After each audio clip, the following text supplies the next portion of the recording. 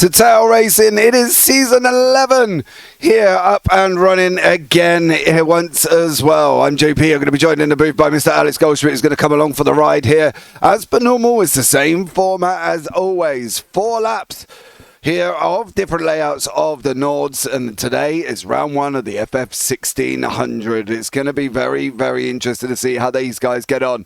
Calendar for this season on your screen. We start off of the FF1600, then the HPD ARXs, TCRs, then we go to the mini stocks, GT4s, LMP1s, Porsche Cups, MX5s, Skippies, Radical SR8s, the Ferrari Challenge, and then of course we've got Duck Week at the end, which is normally one free car around the Nords live circuit, which is obviously drawn 30 minutes before the end of the race. Jason Hightower took the win in the championship last season with 309 points. He was literally 30 points ahead of Evan Krautfeld. Pat Misch won the AMS and has been promoted up to pros this season as well. And, well, it's going to be an exciting one. The cars are getting onto the grid right now, so let's bring you up the grid for the first race of this season here as well. And on pole position was Ray Teo, Evan Krautfeld in second, Corey Stas in third, and Dean Diltz in fourth. Then you got Scott Sadler, Stephen Johnson, Matt Green, Tim Watchow, Logan McKenzie, Anthony Solomon, Ian Bertolucci, and Matthew Mueller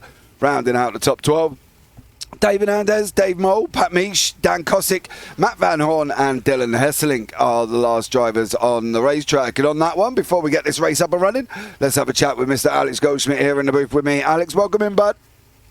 Hello JP, how you doing, buddy? It's good to be alongside you as always. We're resident partners in crime on this network as always. But yeah, looking forward to this. It's going to be interesting to see with no slicks, no wings on these good old Ray Formula Ford 1600s, and yeah, there's going to be a lot of fun to be had along the way. Yeah, absolutely. I think it's going to be a very, very interesting one as well. I think the schedule is going to line up where it's going to be quite interesting to see how some of these guys get on. Don't forget, next time out, we've got the HPD ARXs coming here as well. The pace car truck is on its way as we start going down the Dottinger now before we get race number 1 up and running. As I said, if you haven't been here before, it is 4 laps of this racetrack. Doesn't matter what car we're in, they will always do 4 laps, and that's one of the things. I do find, Alex, that slow cars bring better racing sometimes than faster ones. Yeah, I mean, people might say that even with the slower cars like the Ray Formula Ford 1600, well, you might think, yes, you've got more time to react, but that's not necessarily the case around the Nordschleife. You know, it's been around for a very, very long time. The steel barriers are close in proximity. You make one wrong move, you can pinball from one side to the other and maybe take a couple of cars, or maybe even the whole field with you, God forbid. But it's a great circuit. It's one that everyone loves, and also one that everyone does actually despise a little bit at the same time. Yeah, I love it. I think it's great. Without the stadium section, mind you, I just love Nords. I don't like the stadium section. For whatever reason, I cannot get on with the stadium section here at all. It is literally a killer. But I think this one is, these drivers are a lot more experienced than me, being that they drive this every single week in multiple different cars. And I think that's what kind of keeps the championship interesting here as well, Alex. The fact that they do take different cars around different layouts here. Yeah, and they do say that a nice little bit of variety is the spice of life, and that's probably what we're going to see here on the Tail series. So I'm really looking forward to it, mate, because we're not that far from going green here at the Nords. Yeah, absolutely right, ladies and gentlemen. Through we go into Tiergarten here at this moment in time. And we're going to get this round number 1 up and running. Krautfeld, Teo, Stas, Diltz, Green, Johnson leading the AMs. You can hear the little engine starting to get a little bit of excited here as well. They're touching the pedal. They're going to want to go. They're going to want to go. Ladies and gentlemen, boys and girls, people of all ages, round 1 here at Nords is now green, green, green. Teo diving down into the whole shot, taking that run down into turn 1 in the lead. Krautfeld tucked in right behind him. Corey Stas behind that as well. On the run down into turn 1 they come now once again. You can see Teo out there on the left-hand side. There's a big old dive by Corey Stas, goes up the inside through the left-hander. Is he going to be able to handle this? Is everyone going to make it through cleanly at the back? Matt Van Horn has a little bit of a slide. Dylan Hesselink gets caught up. But it is Ray Teo leads the run field for the first time here for lap number 1, Alex. And Teo did what he had to do and got away out front. That's the thing here at the Nordschleife. Okay, you might be the guinea pig going into the combined section, but what you're going to have to be is on your guard, because you're going to be the first one that's going to attack each and every corner. But yeah, he did exactly what he needed to do, got the jump on everybody else early, and that can pay dividends here as we're going through Ad Van Borgen, as Krautwald to the outside of Stars into the next left-hander coming up. This could be a very interesting move. He's made the move stick, and through into the chicane they go, but it's going to be the left-hander coming up very shortly, as Ray Tew leads them into the Nords combined. And here we go on the roller coaster, folks. Yeah, Matthew Mueller's had some issues there as well. Tim Watchell's running side by side at the moment. He's just made that move over. Dave Hernandez is now plummeting down once again. Is this going to be the bit where we start losing drivers? Logan McKinsey is under attack from Ian Bertolucci. He's looking for the run here for Bertolucci. Can he get it? Look at all the graffiti on the racetrack. Is he going to be able to get it here at all? No, he's not.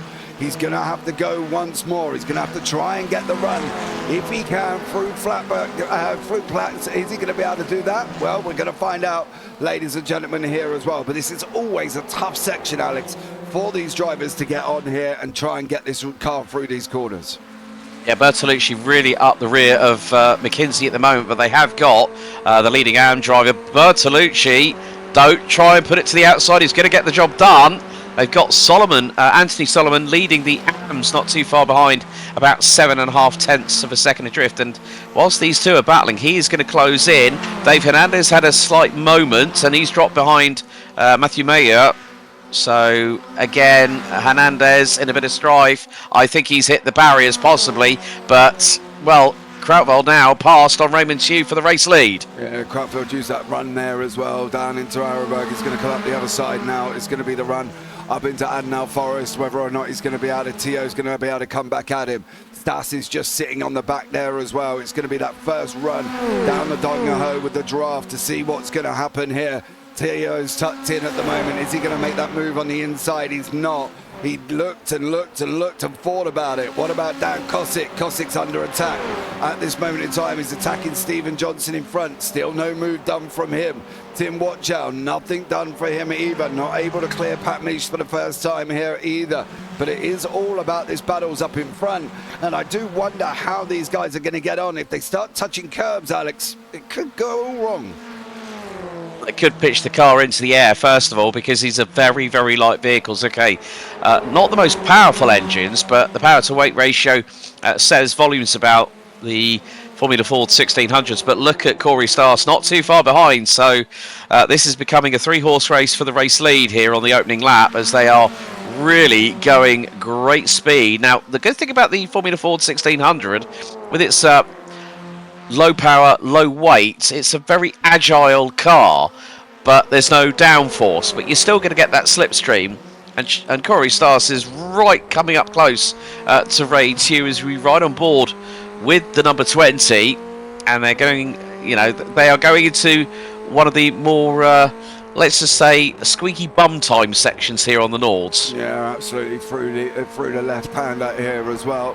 Now on the right hander through Exmoor on a run down into Bergwerk.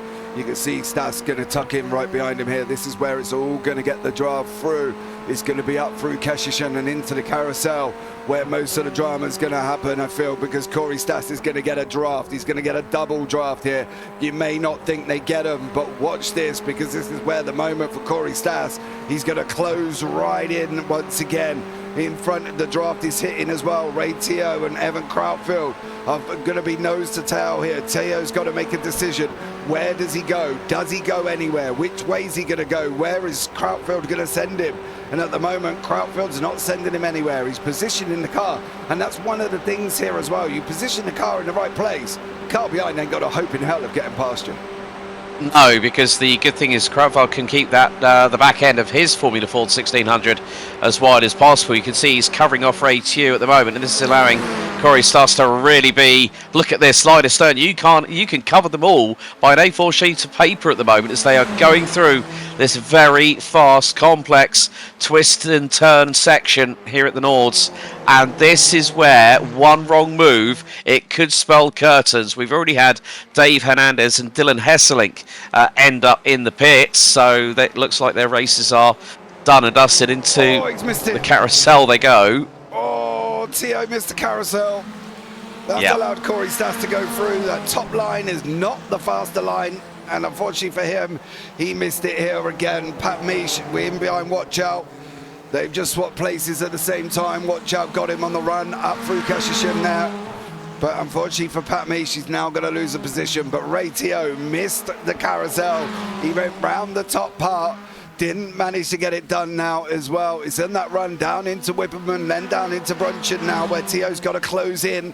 Is he going to be able to get the job done here? It's going to be that run down the Dottingahoe. I think at times, with this race circuit, with these cars down the Dottingahoe, we could see 4 wide. Dottingahoe, I think, yeah, at least 4 wide. You could have 4.5, but then someone's going to have 2 wheels on the grass. And that will definitely be Code Brown, clean up on aisle 3, especially if that one's still keeping the throttle pinned. But at the moment, it is still that 3-horse race. Oh, Ray Tew off again, kicking up the kitty litter, but he's still keeping with, to a point, Krautwald and Stars as they lead the way. But yeah, down that famed Dottingahoe where we will see a lot of straight line speed, you'll be basically maxing out the rev range and also top gear in these Formula Ford 1600s. You can see it's a little bit loose at the back end of Ray Tew's car as he's trying to fling it through the corners. It's not easy where you're having to keep that balance of steering input along with brake and throttle modulation. But we're coming up to the Dottingahoe right now, and at the moment, well, just behind, a little bit further behind, about 3 seconds off, is Matt Green. Then it's Dean Dilst. They are battling away tooth and nail over 4th position. Then Ian Bertolucci and Logan McKinsey running at the top 7. Stephen Johnson leads in the AMS and is 3/10 behind McKinsey as Ray Tew's got off. Oh, Ray Tew's dropped. Ray Tew has dropped Matt Green, and there he is. He's in the barriers and he's into pit lane. Yeah, Ray Tew made a mistake there going through Kleins. It's going to go straight into the pit lane now. But this is Corey Stas. Let's have a look and see what sort of speeds we're getting. I don't expect it to be lightning, but I can tell you one thing. He's going to pull out. He's going to get the run. The problem is I think he's gone and done that too early here because Krautfeld's going to tuck right back in behind him again. Is Krautfeld going to come running at him before he can get under the Bilston? Of course, it's going to be this moment where Krautfeld needs to get as close as he possibly can. You can see him closing in. There's the bridge. We want that downhill momentum. Then Krautfeld's going to come back at him again. This is the problem when you overtake too early on the Dottingahoe for Corey Stas. You're going to get done at the back coming in through Tiergarten. Stas, Krautfeld's going to get it. He's going to take this one back again. Dean Dilts is having a ride. I'll go with Matt Green. Dilts has made it through. Then Stephen Johnson. He couldn't clear Logan McKinsey. That's another one. Matthew Mueller. With Watch Out, they stay as they are. There's a couple of swaps on the way down, but they're basically as they were last time. In through Tiergarten we go, and now we're starting lap 2, Alex. And that's the problem for Corey Stas. He made the move too early, and he got re-overtaken again, but he's having to go down into turn 1. Yeah, going into the Algarken and then heading into the shortcut part of it. You can just see they don't go right and then left through the Mercedes-AMG arena, so it gives them a little bit of an easier time, but yeah, Krautwald's going to be right on his rear. Love the livery for Evan Krautwald with the Lego livery, and up the inside he goes on Corey Stas. Well, they don't go all the way through to Dunlop, so they miss part of the, that's 2 parts of the GP section that they shortcut here as part of this layout, but again, it is going to be to me, to you, between Krautwald and Stas. Then you got Dilts and Green.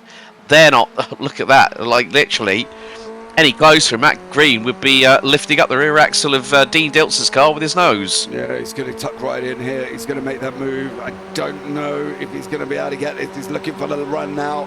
He's got to go into the left-hander. He's got to make it through. He takes it. Where's Dilts? Almost thought Dilts was going to come and torpedo us then on the side, but thank God he didn't. Matthew Mueller and Dan Kosick there as they are at the same time. But it's here we go again. Rinse, repeat. Oh, dude. Oh, that's the squeeze. Oh, Mueller. Matthew Mueller there managing to make the move over Dan Kosick going into Nords, and that was absolutely impressive. Now it's the run down through the hats and back. We've got to go here. And these guys once more for lap number 2. But this is how much great racing you can get in slower cars, which seems bonkers to be blatantly honest, but it is true. Yeah, definitely. It's more a case of how close do you want to get. Looks like Anthony Solomon's in the pits as well, the number 30.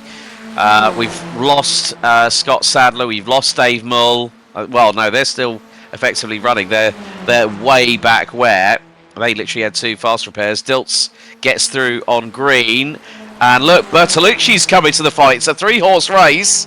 Oh my goodness, Green was 2 wheels on the grass. Dilts is holding on like a good one. Bertolucci's had Green go up the inside of him as they go over the crest and down the dip. They've got a left-hander, so Green's got the advantage on Bertolucci. Oh, this is absolutely close. It was nearly 3 wide there. Bertolucci stuck his nose up nearly in the middle. Yeah, Green goes through. Dilts holding on to the inside. Bertolucci's going to come round the right-hander of Arenberg. He's going to sweep it round the outside. He got the job done to Ian Bertolucci, but now is what he's going to do with Matt Green on that run. Down right here as well, up through into Adenauer Forest. It's going to be Ian Bertolucci, Matt Green going to be running side by side. Do not want to do this. You don't really know. Matt Green settles back in from behind him again. Through the left-hander, Bertolucci, Green and Dilts going 2 for now, hammer and tong, whatever else analogy you want to put them at, but they are having a right little ding-dong, and it's long to continue because Logan McKenzie is coming in the background. Yeah. I don't think Stephen Johnson, the AM class leader, is going to be too far behind them either. So this is where battling at the Nordschleife does not always pay in your favour. If you're indirectly working together with the person in front of you, fine, but you look at now the gap between Bertolucci and Stas. It's now 7.4 seconds. Dilts is now being left in Bertolucci's dust. As there you see, McKinsey briefly looking up the inside with his nose on green. So, and again, there you see Johnson. You got Matthew Mayer and Dan Kosick closing it as well as we run aboard with the Yellow Flag Motorsports 970. This is a great onboard, and thank you very much, Logan McKenzie, for rekindling one of my favourite liveries in the 1980s and 1990s, the Camel Lotus livery on his car. Yeah, absolutely amazing. I do love it when they start doing things like this and putting it on cars. It's absolutely incredible as well. Saying that, I run the old Buzzing Hornets livery on my F4 on that one. So good job from all of these. All right, it's Corey Stas. Evan Krautfeld, run through X-Miller and down into Bergberg. We go again. Now, the run up through Kestishin. This is where Stas can get him again here, Alex, and it's going to be kind of to me to you throughout this race, I think, and it could go down to the final lap. Yeah, and I think the all-important Duttinger is going to be the place where you're going to see the decisive moves, I think, being made. But it's also the build-up up to that point, because you're basically making your way through about 20 kilometres of real estate. But here goes Corey Stars to the outside of Evan Krautwald for the race lead. They are literally a couple. Oh, Corey Stars, 2 wheels on the grass. Very, very close indeed. But he's got his nose ahead. Is he going to make it to the next left-hander? He takes the race lead. Good work there by Corey Stars. Put Evan Krautwald very, very quickly back with him. Matt Green looking up the inside of Logan McKenzie. They nearly touch wheels. McKenzie holds his nerve and stays ahead for the minutes in P5. Yeah, that run now coming into the carousel. McKenzie did get green now on that run up into that section. These 4 cars are going to be fighting out, I'm sure, for a long period of time. Let's see if they can all hit the carousel this time, because I can tell you one thing, if they don't, well, as you saw with Ray Teo, they're going to be in trouble. Through they go. No real dramas. No dramas for the leader. What about Stephen Johnson and Matthew Mueller? They make it through without any problems. Mueller gets a little bit of a slide on. Johnson gets a bigger slide on. He's looking to catch up. Matt Mueller wants to get involved in his 5-car fight. They're going to be running side by side at the moment here for these guys. And Matthew Mueller does go through. Stephen Johnson doesn't really fight him through the left-right. And at the moment, it is Matthew Mueller making moves here, Alex. He's trying to get onto the back of the 4 cars in front. He's having a good old go, but David Anders and Matt Van Horn have just had even more problems. The thing is that Stephen Johnson has got to be very mindful of Tim Warchow in the number 19, who's his nearest competitor, about 5 seconds back. So, if dearie me, Matthew Mayer, do not start doing that here at the Nordschleife. He could have lost the back end very, very easily and gone straight into the barriers on the left-hand side of the circuit. So, yeah, Johnson's got to be very mindful of Warchow just to see how... I mean, Johnson was 4 seconds quicker on the opening lap as we see the battle for the race lead. Corey Stas did have a little bit of a wobble, but Krautwald really, really is with them, and they're not too far away from going onto the Duttinger for the second time at full racing speed. Cars stopping out at around about 135 miles an hour if you got the slipstream. And now, the good thing I noticed from that was that when Corey Stas got past Evan Krautwald for the race lead down the Duttinger he was doing 136 miles an hour indicated on his speedometer, but kept that because he was in clean air. But the biggest thing, even with these Formula 4 1600s, James, is that you come out onto the Duttinger, it does not matter what car you are in. It doesn't matter how much downforce you've got. There is still that dirty air that you've got to push that car through, and you can, unfortunately, get the aero wash vacuum come your way at times. Yeah, we've got these 4 cars. I'm going to keep an eye on these 4 cars. I want to keep an eye on the leaders as well, because I think the gap's going to come down. But it's going to be the 4 cars behind. As soon as they start getting onto the dot and the hoe here, it's going to be very interesting. Pat Misha's had some dramas. The lead, once again, is going to be going flip-flopping backwards around here. Krautfeld's going to go through. He's going to get chasing at this moment in time. There was Dean Diltz, Bertolucci, McKinsey. Stas lets him go. You can see the guys fighting out in the background there. We're going to go back to them because they're going to be coming at 3 wide at this moment in time. It's going to be almost 4. They don't really know where to go. Logan McKinsey is now leading the pack. He's weaving around as well like my grandma knitting a blanket. Here goes Matt Green. There goes Dean Diltz. Are we going to see the 4? Are we going to see 4? No, we've seen 2B2. On the run down the hill into Tiergarten. Dean Diltz on the lead on the right with the blue and red. Logan McKinsey alongside him here as well. Ian Bertolucci in the background. Matt Green almost goes and hits him up the bum. I think he did give him a little bit of a love tap from behind there, to be honest with you, pardon the pun. But Green is now going to go towards the inside of Bertolucci. And that's basically... This could be a pretty good move here from Green if he manages to get through. But it's going to be possibly 3 wide. Green was looking to the inside at that point. McKinsey's now into 3rd. Green 4th. Diltz now 5th. Diltz slides it up the inside of Green. But now Bertolucci's going to get a little bit of a slipstream here. And then they've got the short run down to the shortcut. So Green trying to go up the inside of Diltz. Diltz keeps it wide to the outside, stays off the inside curbing. Bertolucci, he doesn't know where to go at the moment because Green is blocking his entrance. Matthew Mayer is only 1.4 seconds. Look, the blue car is just there in the background. Hold on, folks, because joining, I would say, Logan McKinsey, Dean Diltz, Matt Green, and Ian Bertolucci very shortly will be Matthew Mayer and AM class leader Stephen Johnson. This is going to kick off very, very shortly as we're now on the penultimate lap of this race, lap 3 of 4. Very much underway. We're only 10% of the way through the circuit, but boy, oh boy, have we got a cliffhanger on our hands. Yeah, these guys are going to be going at it tooth and nail throughout this next lap and a half here. Well, technically 2 laps to be fair, because they've only just started in and they've got 154 corners to go. So, you know, good luck, boys, as they start plummeting down the hill as well now. Coming in through Hasselbach, then it's going to be going on that run down to Arenberg. Corey Stas and Evan Krautfeld. Krautfeld still out in front, still tucked in behind. Then McKinsey, then Diltz, then Green, then Bertolucci. Mueller, you can just see in the background. Stephen Johnson is there. It's going to be what's going to happen with these guys. It's going to reflect on what's going to happen with the blue car behind. Now on to the run we go. Down into the run through Arenberg. It's got to be a good run from all of these guys at the same time here, Alex. But it's got to be clean. And that's the problem. On a circuit that's not very wide where you position your car, you could be in trouble. Yeah, and your position has got to be millimetre perfect here at the Nordschleife as we ride aboard with Ian Bertolucci, and he's closing in on Matt Green. Oh, this is very, very close. Look, they are line astern. Earlier on, going down the Dotting Hour, they were 2x2 Noah's Ark styling. They're going to do it again here. Dilts to the outside of McKenzie. Where does Bertolucci put the car? Well, he can't put it anywhere. He tried to go to the right-hand side. He's going to get the overlap on green.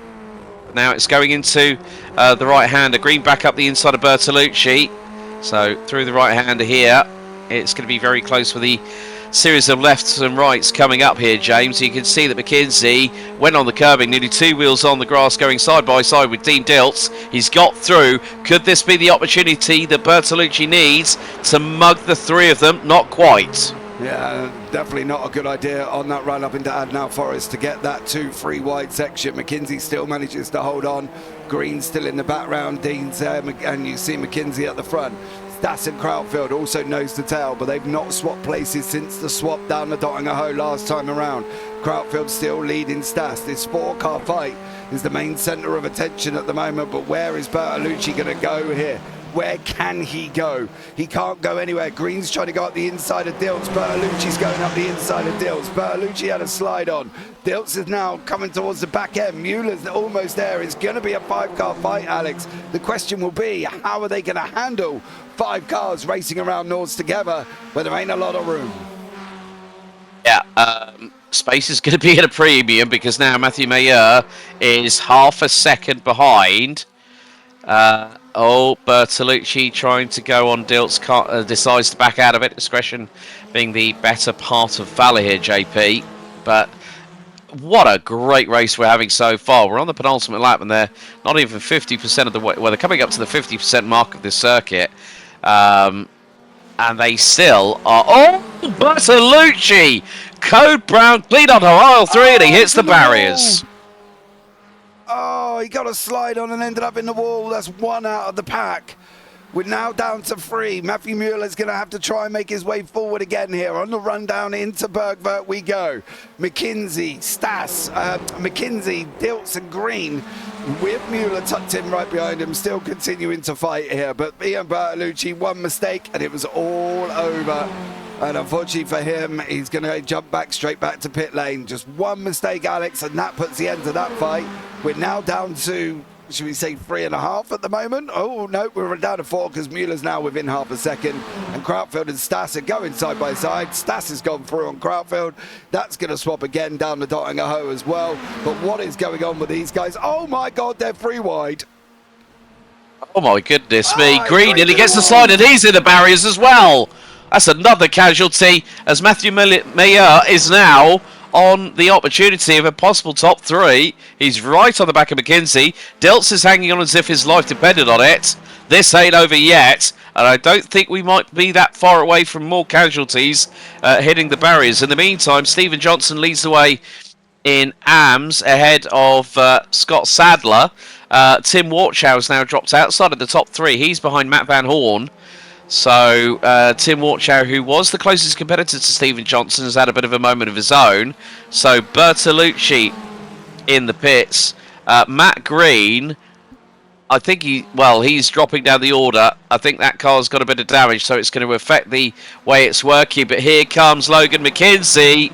Is he going to try and get through on Dean Dilts? Not quite, but Matthew Mayer is teeing up the situation. We're not that far away from the Dottinger Hoe, and it could be a 3-wide affair between these 3 at over 125 miles an hour. Yeah, here we go again now, once more on that run through Wibberman down into Bruncheon. It's going to be interesting here.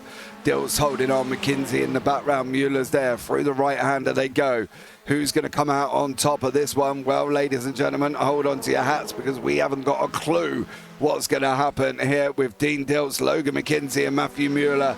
It's going to be Corey Stas and Evan Krautfeld. One of them is going to take the victory. The question is, what way round is that going to be here at Eva? Through Flansgarden and S-Curve go the leaders currently at the moment before they go into Kleins to see who's going to come out again. And this is the problem. They're just going backwards, forwards. You know, it's almost like the Chuckle Brothers, right? To me, to you. So you, as much as we want to pick up on them, you kind of want to wait until the final lap at the Dottinger Hoe, Alex. But where you start sort of picking up there, Stas just made a mistake, however. That's going to allow Krautfeld through. Now, whether or not he did that on purpose to allow Krautfeld through to get the run down the Dottinger Hoe, I can't answer that question. But these guys are providing more of the action because they're going tooth and nail at the moment. It's like 3 petulant children fighting over the last swing in the playground, and no one wants to give that up. But at the moment, it's Dean Dilts who's in the prime position to have that swing in the playground. But at the moment, there's still another, probably the best part of over 27.5 kilometres left to go as our leaders make their way onto the Duttinger for the penultimate time. And Krautwald now back past Stas. Now, that was a bit early down the Duttinger and Corey Stas now to the preferred line heading in towards Tiergarten, because you want to be on that inside line going underneath the Bilstein Bridge. So it just makes a bit more sense on how he's positioning his car at the moment. Yeah, it's too early again. Krautfeld's going to get him back here down the run. Under the Bilston they go. Krautfeld's going to retake that lead. Stas is looking up the inside. It depends on how brave he wants to be here. Krautfeld's giving him room for days. Nope, it is going to be Krautfeld on top. What's happening here with Mueller? Mueller's jumped to the front of the free because he's got the most amount of draft. Logan McKenzie just chopped the nose off Dean Dilts there. McKenzie in front in at the moment as well. He's gone back through. Dean Dilts is going to try and come back through, and Mueller too wide through Tiergarten. Mueller manages to hold on. The leaders have swapped again. Stas, Krautfeld. It's now Stas back out in front again, but it is now coming down to this final lap. It is this moment for these two. Who's going to come out on top of this one? Well, ladies and gentlemen, you're going to find out in precisely about 8 minutes time. This is absolutely crazy. These two have been literally inseparable for the majority, if not all, of the race so far. But that just goes to show that you'll always have that one or two drivers that will steer their way ahead of the field, and the gap they've got over Logan McKenzie is 13 seconds at the moment. So even if in the best will in the world that, well, Matthew Mayer's just overtaken Dean Dilts for P4, when you're squabbling, you're not concentrating on what's happening in front of you. If you're leading the battle of a three-car train like we got now, Logan McKenzie is having to position his car where he feels he needs to. Matthew Mayer is between a rock and a hard place because he's either got to think, oh, do I go after Logan McKenzie or do I keep Dean Dilts behind me? So you're between a rock and a hard place, and when you're going through these tight technical sections here at the Nordschleife, you have your eyeballs on stalks in every single direction. You may even need to have multiple pairs of eyes in the back of your head. Yeah, absolutely. You can see now they're coming into Nords again. Mueller's going to try and go around the outside. Nothing doing there for McKenzie. Into the Nordschleife we go once more here. Who's going to come out on top out of these three drivers? I was going to say three children because I thought about you petulant children having a squabble over the swing, to be honest with you. But these three drivers here as well, McKenzie, Mueller, Dilts, it's going to all come from there. Your leader, your winners, is going to come from this one. They're on the run now as well. Through the Hatzenbach, down through Fluckplatz, they're going to go, and into Arenberg. Who's going to come out here again? I don't think this, if they swap here, I don't think this is going to be the only swap that they're going to do at the moment. Oh, it's going to be the Chuckle Brothers situation all the way around this lap, I think. But it's going to be the all-important run down the Duttinger. That's going to be the deciding factor. But Corey Starr's trying to go around the outside of Evan Krautwald again, and he's got a lot of speed. It's down the dip, through the left-hander. Starr's to the outside. Is he going to get the job completed? He's ahead by about half a car length. Into the next left. That's incredibly close, but Krautwald kept the inside line, kept the momentum going. Dean Dilts now back up into P3. Logan McKenzie to his right-hand side. Matthew Mayer trying to see if he can thread the eye of the needle and go through the middle. Not there, but McKenzie is off. Oh, he stopped it. Oh, blimey, did he stop it? That is what you call a clean-up before the code brown. Right there. Well held, Logan McKenzie. Yeah, absolutely. That could have been a lot worse. He survived due to the fact of the depth that's been added, of course, as we know now, a few seasons or 4 seasons or however long it's been. But it could have been a lot worse on the original iRacing grass. He would have gone and torpedoed the hell out of these two in front of him. So he's got to come back at him now, which is exactly what he's doing. Your leaders at the moment, Corey Stas, Evan Krautfeld. It's going to be interesting to see who's going to come out on top, how they're going to work this one, Alex. Who's going to be able to get this? And this is the thing, it's on such a knife edge, but you know it's coming down to one moment. You know it's coming down to the Dottinger Ho, and that's where it's going to be done. That's where the overtake's either going to be finished or they're going to crash and cause some mass drama, because any other swap in the meantime means nothing until they get onto that final back straight. Yeah, exactly. It's just about keeping it picture perfect. Just don't make any mistakes. Don't overdrive the car, because we've seen through Matt Green, who's now in pit lane, Ian Bertolucci, they both went off the circuit. I mean, Ray Tew, off the circuit, hard into the barriers. Just one wrong move, and that's all she wrote. But these drivers have done a really, really solid job in this opening racing of this opening race of the season. So we go from one extreme to the other, because we've got the ARX Acura. Moment there for Corey Stas. He had a little bit of oversteer. He managed to steer into the slide to control the Formula Ford 1600, but you can see, I think what he's doing is he's actually being a little bit shrewd here. He's keeping the distance a little bit further from him and Evan Krautwald, because he doesn't want to compromise his run into the next set of corners. This is where you really find out who has got the bottle and who is deciding to play it a little bit safer. But look at this, Matthew Mayer to the outside of Dean Diltz. Logan McKenzie waiting in the wings. What could happen here? Let's find out. You know what? I almost thought McKenzie was going to send it 3 wide then. That's why I had to take a big deep breath beforehand, because I was wondering what was going to happen. But Mueller and Diltz running side by side now. Oh, Diltz hit the curb. Hold it. He did manage to hold it, Dean Diltz, over the hill. They're going to go drop down the right-hander, then into Carousel. Krautwald and Stas still as they are. These three still as they are. McKenzie's going to look up the inside of Diltz. Diltz is going to give him room. Is he? No. McKenzie gets that back end sliding round. Matthew Mueller at this moment in time holds that coveted 3rd spot on the podium. But again, this is not done by any forms of the imagination. We've still got half the track to go, and we've got one of the longest straights ever that these guys are going to draft along. And Corey Stas is going to know that, Alex. He's going to know the straight is going to be right there as well. He's got that run in through Whipperman and down into Brinchard to come at the same time before we go through Galgenkopf and down onto the Dottinger Hope for the final time. I think if I was Corey Stas right now, I would let that gap expand between him and Evan Krautwald to probably the best part of half a second. And that's the most that you need coming out of Kleins and going into the Dottinger Höhe, because the slipstream here is pretty mighty no matter what car you're in. I mean, obviously we're going to have a very different situation with the HPD Acura GTP car next time out, but this is where we're going to see who is hitting their marks at the moment. Corey Stas is doing a good thing. He's staying behind Evan Krautwald. He's got to be strategic, but don't be too close to his rear axle when you go onto the Dottinger Höhe. You want to be about at least 3 or 4 car lengths behind to maximise your slipstream, to maybe pass at the halfway point of the Dottinger Höhe and then get the run into Tiergarten. Yeah. He's got to stay tucked in here at the moment, but he's got to give him a room. He doesn't want to make that move too early on that final lap. He knows that on that final run, I should say. Down into the Dottinger Höhe, coming into Kleins, the left-hander, very, very shortly for the final time here.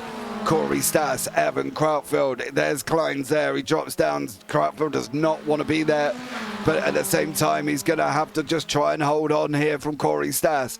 It's going to be interesting to see what goes on behind, because I think we're going to have a 3 wide moment once again. But let's pick up on these leaders. It's the run down the Dottinger Höhe, Alex. Who's going to come out on top? Stas can't make the move early, and he knows that. He's pulled out. He's sitting in behind him at the moment, but he's got to get him on the run down the opposite side. You can't get him up here, because Krautwald will just get him back again. Yeah, it's all about the car positioning here down the Dottinger Höhe, and you can see now Krautwald is trying to compromises Stas' run. Now we're at about the halfway point. Corey Stas to the outside, to his left. Oh, he's getting a bit too close on his car control. There is Corey. So Evan's going to possibly have the run, but can this be the moment? Down into Tiergarten we go for the final time. Corey Stas is on the left-hand side of the circuit. He's made this work to his advantage, but Krautwald, they nearly banged wheels. Oh, touching there all the way through, but Corey Stas, is he going to manage to hold on here? He is going to take the first round win at the Nords. Corey Stas is going to wrap it up.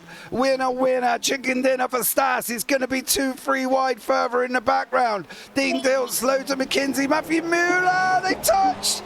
Oh, Diltz is in the wall. Diltz! Oh my goodness me! He's still going to... Oh, look at that left rear wheel. At least that's still on the wagon. He's going to lose out to Stephen Johnson, who's just literally flying past him. But oh my goodness me, I'm sure there's going to be a little bit of afterwards talk between Mayer and Diltz on that one. Oh, he lost out to Scott Sadler as well.